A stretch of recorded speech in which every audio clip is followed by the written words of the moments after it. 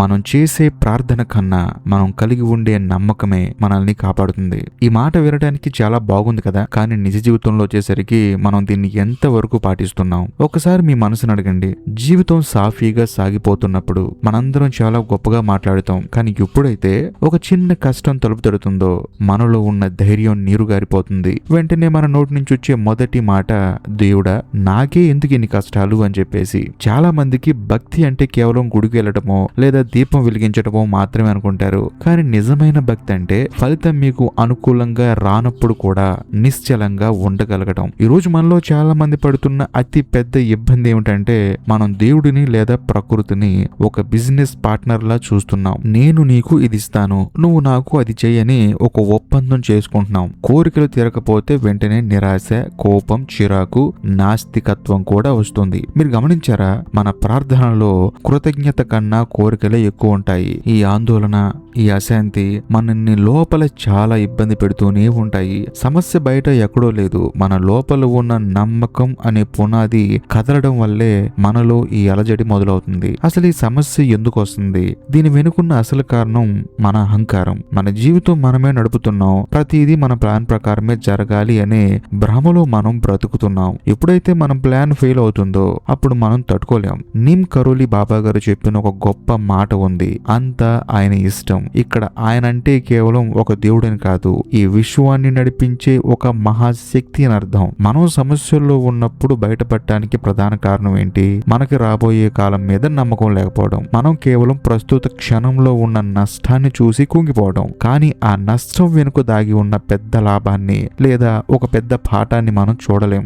నమ్మకం కోల్పోవడం అనేది ఒక మనిషికి జరిగే అతి పెద్ద ప్రమాదం. ఎందుకంటే ఒక వ్యక్తి దగ్గర డబ్బు పోతే సంపాదించుకోవచ్చు, ఆరోగ్యం పాడైతే నయం చేసుకోవచ్చు, కానీ తనని నడిపించే శక్తి మీద నమ్మకం కోల్పోతే ఆ మనిషి మానసిక శక్తి పూర్తిగా కోల్పోతాడు. చీకటి గదిలో ఉన్నప్పుడు దీపం లేకపోవడం కన్నా కళ్ళు లేకపోవడం ఎంత ప్రమాదమో, కష్టాల్లో ఉన్నప్పుడు నమ్మకం లేకపోవడం అంతకన్నా ప్రమాదం. ఈ అపనమ్మకం వలనే మనకి ఒత్తిడి, డిప్రెషన్ వస్తూ ఉంటాయి. మరి ఈ స్థితి నుంచి బయటపడటం ఎలాగా? దీనికి పరిష్కారం చాలా సరళమైనది, కానీ ఆచరించడానికి కొంచెం పట్టుదల కావాలి. అదే శరణాగతి. శరణాగతి అంటే చేతులు ఎత్తేయడం కాదు. నా వల్ల అయినంత కష్టపడతాను, ఆ పైన ఫలితం ఆ విశ్వానికి వదిలేస్తాను అని నమ్మటం. నీమ్ కరోలి బాబా జీవితం నుంచి మనం నేర్చుకోవాల్సింది ఇదే. ఆయన దగ్గరకు వచ్చే భక్తులకి ఆయన పెద్ద పెద్ద మంత్రాలు చెప్పలేదు. అందరికీ ప్రేమను పంచండి, అందరికీ సేవ చేయండి, భగవంతుణ్ణి స్మరించండి అని మాత్రమే చెప్పారు. ప్రతిదీ మన మంచికే జరుగుతుందని నమ్మటం మొదలుపెట్టిన రోజు మీ మనసు నుంచి సగం భారం తగ్గిపోతుంది. ఒక తలుపు మూసుకుపోయిందంటే దానికన్నా మెరుగైన తలుపు మరొకటి తెరుచుకుంటుందని అర్థం.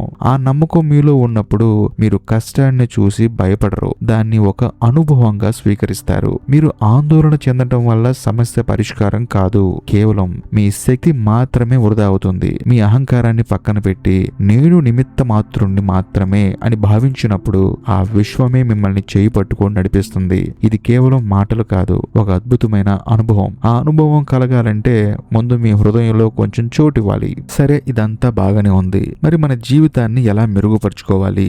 దీనికి ఒక చిన్న రహస్యం ఉంది, అదే కృతజ్ఞత. ప్రతిరోజు ఉదయం నిద్ర లేవగానే మీకు ఉన్న వాటికి కృతజ్ఞత చెప్పటం అలవాటు చేసుకోండి. మీ దగ్గర ఉన్న వాటిని గౌరవించడం నేర్చుకోండి. ఉదాహరణకి కాళ్ళు, చేతులు చక్కగా ఉన్నాయి, అది చాలు మనిషికి. కళ్ళు కనిపిస్తున్నాయి, చెవులు వినిపిస్తున్నాయి, నడవగలుగుతున్నాం, మాట్లాడగలుగుతున్నాం, ఇవి చాలు కదా.